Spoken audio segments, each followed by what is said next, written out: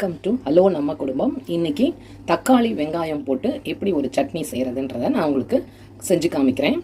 இது இன்றைக்கி மார்க்கெட்டில் நல்ல தக்காளி வெங்காயம் எல்லாம் ரொம்ப மலிவாக கிடைக்குது.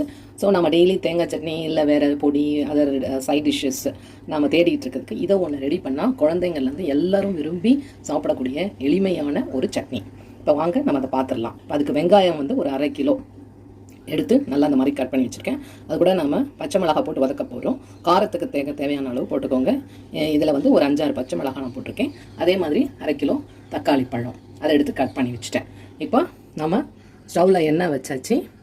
இந்த எண்ணெயில் இந்த வெங்காயத்தை நாம் இப்போ ஃபஸ்ட்டு போட போகிறோம். அப்புறம் வெங்காயம் பொன்னிறமாக ஆன உடனே தக்காளி பழத்தையும் போட்டு நல்லா வதக்கிட்டு நம்ம நல்லா மிக்சியில் போட்டு அடித்து தாளித்து எடுத்துட வேண்டியது தான்.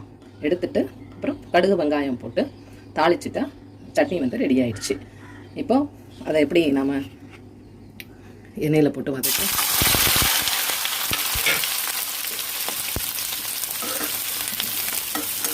நல்லா வதங்கணும்.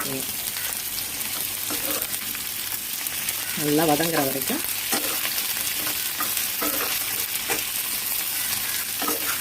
இந்த மாதிரி எண்ணெயில் போட்டு நல்லா வதக்கி அதுக்கப்புறம் தக்காளிலாம் சேர்க்க போகிறோம். இப்போ பாருங்கள், வெங்காயம் நல்லா கண்ணாடி பழத்துக்கு வந்துடுச்சு.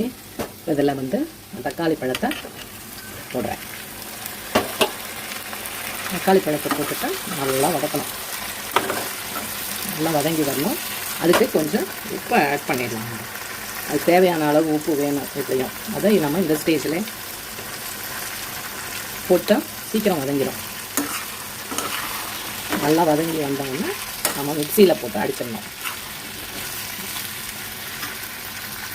இப்போ பாருங்கள், நல்லா தக்காளி வெங்காயம் எல்லாம் நல்லா வதங்கிடுச்சு.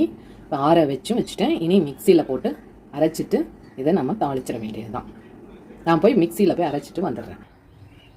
இப்போ பாருங்கள், நல்லா அரைச்சி அதோட எண்ணெய் ஊற்றி கடுகு போட்டு வெங்காயம் இல்லை எண்ணெய் ஊற்றி கடுகு போட்டு கருவேப்பிலை போட்டு கொஞ்சமாக பெருங்காய பொடி இருந்தால் கொஞ்சமாக போட்டு தாளித்து எடுத்துருங்க. இந்த மாதிரி சட்னி செஞ்சு சாப்பிட்டா 4 இட்லி இல்லை 10 இட்லி சாப்பிட தோணும். அதே மாதிரி தோசை பார்த்தீங்கன்னா 4 தோசை பதிலாக 6 தோசை சாப்பிடுவீங்க. அவ்வளோ டேஸ்ட்டாக இருக்கும். குழந்தைங்களுக்கும் நீங்கள் செஞ்சு கொடுத்தீங்கன்னா இதில் காரணம் தான் நல்ல ஸ்வீட் டிஷ்ஷாக சூப்பராக இருக்கும். ட்ரை பண்ணுங்கள், சாப்பிடுங்க, செஞ்சு சாப்பிடுங்க. தேங்க்யூ.